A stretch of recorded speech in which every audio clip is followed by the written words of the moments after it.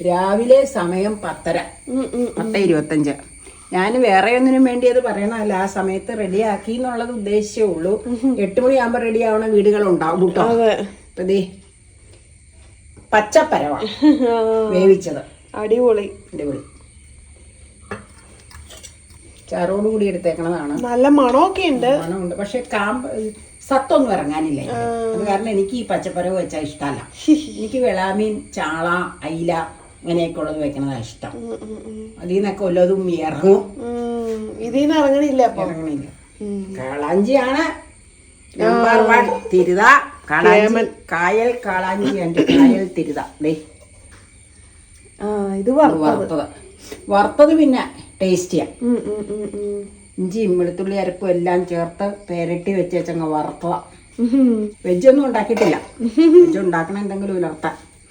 ഇപ്പൊ ഉച്ചത്തേക്കാവുള്ളത്. ഞാൻ വെറുതെ കറി ഒന്ന് കാണിച്ചെന്നേ ഉള്ളൂ. കഴിക്കാൻ എടുക്കട്ടെ, ചൂടാക്കട്ടെ കേട്ടോ.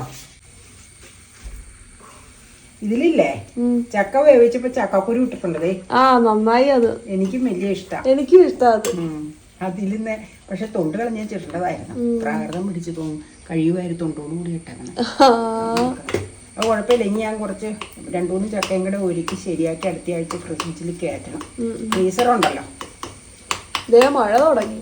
എന്തൊരു കാലാവസ്ഥ അല്ലേ. മഴ തുടങ്ങിയെങ്കിൽ തന്നെ എടുത്തോട്ട് അങ്ങനെ ഒരുപാട് പൊക്കത്ത് കിടപ്പുണ്ട് വാടിയത്.